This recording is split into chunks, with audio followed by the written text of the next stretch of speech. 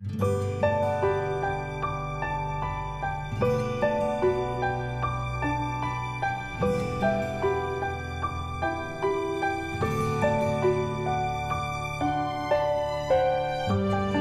maksudnya ini terlalu banyak nih yang mesti dituai gitu loh. Karena gini, orang sering susah diajak komsel, ya, gereja, hutan, tapi online terus gitu. Akhirnya apa, kita tahu, kita yang mesti ke situ.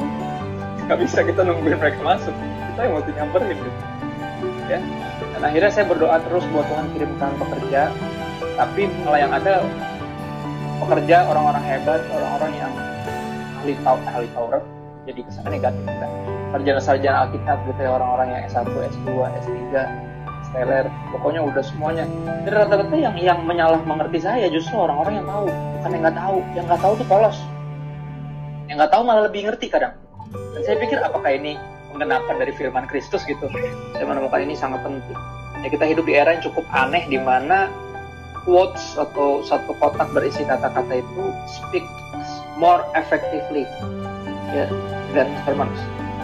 Kenapa? Karena kayak gini, kalau orang bilangnya gitu ya, maksudnya gini, saya sering banget ketemu orang yang bilang kayak, wah gue demen banget sama lu bro, maksudnya lu bikin gitu doang gitu, cuma satu kotak gitu kata-kata, tapi wah itu kayak menghantui gue, dia bilang. Maksudnya gini, dia bilang soalnya dia ngomong kayak gini, khotbah tuh dengernya lama, renunginnya sebentar. Ya, sedangkan quotes tadi tuh yang disebut sebagai memes atau meme tadi, lihatnya sebentar, tapi renunginnya bisa seharian bahkan lebih, kayak menghantui gitu. Satu deret kata-kata itu kayak menghantui kita sendiri, kayak iya juga ya gitu. Misalnya ada satu nih yang belum saya rilis, baru di kepala saya. Kan saya belakangan mau bikin movement menentang Injil kemakmuran. Ya, istilahnya teologi kemakmuran lebih tepatnya. Karena buat saya itu sebenarnya pesugihan. Yang paling dicari itu kaya. Cuman kayaknya nyembah Yesus. Sebenarnya dia nyembah apapun yang penting kaya. Buat saya itu pesugihan, tapi pakai Yesus. Nah, itu belum saya pakai. Sejujurnya cuma sesederhana kayak rangkuman dari semua yang saya renungan hari-hari saat teduh, lagi siapin khotbah, saya rangkum jadi satu kata. Kayak kalau khotbah tuh kayak penutup, kayak kalau lagi debat capres tuh kayak final statement kayak gitu. Jadi buat saya itu final statement saya taruh di sosial media.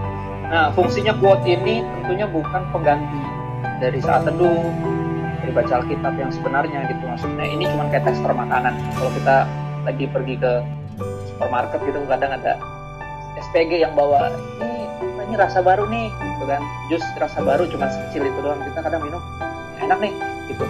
Akhirnya dari cuma nyobain jadi nyari, bahkan beli sampai yang sebotol gede. Ya, buat saya kutipan atau quotes itu kayak gitu fungsinya. Bikin orang tuh kayak wah nih, aku udah yakin. Jadi mereka nyari khotbahnya lengkapnya di mana, terus ini ayatnya di mana, terus ini kayak gitu. Jadi buat kayak tester aja, bikin orang malah bukan kenyang, malah jadi lapar. Karena buat saya Tuhan bukan nggak berbicara, tapi kita yang nggak tertarik. Jadi ini kayak cuma satu yang dibukakan sedikit, biar orang malah justru mencari untuk mendapatkan yang seutuhnya, bahkan rela bayar harga lebihan, tapi lebih efektif. Dan itu cara narik orang untuk dengerin lebih lanjut. Makanya selalu kata-kata gitu kan. Kadang kita cuma bikin video 1 menit. Ya misalnya Om Gilbert deh contoh. Salah satu penginjil buat saya, favorit saya dari dulu Om Gilbert. Ya, haleluya, haleluya, haleluya. Kan gitu di TV. Ya kan, bang tangan di TV, yang ada bukan sembuh, setrum.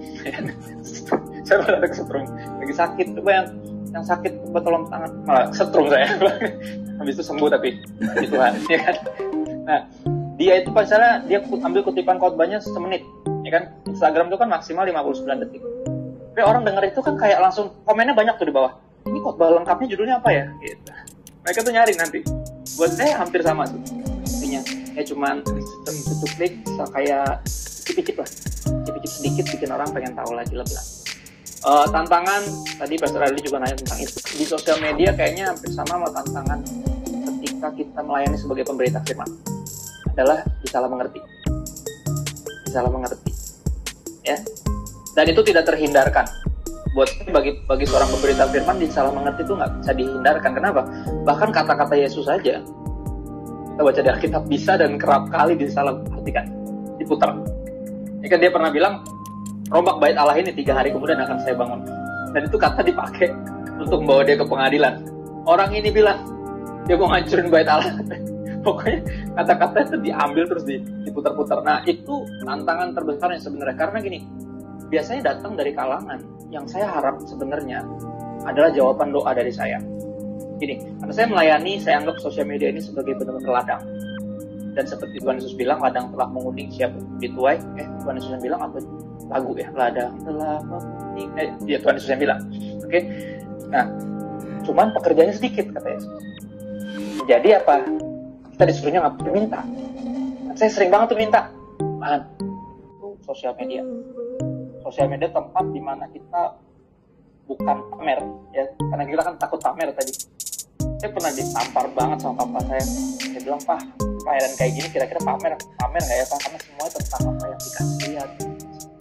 Kata Papa, kamu mikirin, kamu takut kamu pamer. Kamu takut kamu pamer, berarti kamu lagi pamer. Berarti yang kamu pikirin tuh dirimu sendiri. Kamu takut dipandang orang pamer. Kalau Papa udah nggak terlalu mikirin apa kata orang, kata dia. Oh juga Tuhan yang paling tahu hati Papa. Kita udah baik sama orang, Kristo. Panggil aku Kak, nomor 1. Kita udah baik sama orang aja, masih ada yang nggak nangkep, salah ngerti kebaikan kita. Jadi nggak usah expect untuk menyenangkan semua orang, toh kita nggak akan dihakimi di hadapan mereka. Wah itu nampar saya banget.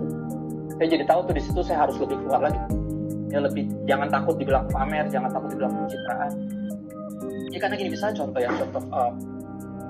pelayanan saya nanti namanya itu cukup kontroversial, anti-prosperity gospel club itu namanya. Ini gerakan untuk support pelayanan-pelayanan khususnya yang marginal dan yang membutuhkan dana besar. Kayak Kita Bisa tapi versi Kristen. Karena beberapa udah terlalu bonafit tuh anak isi, YCAP,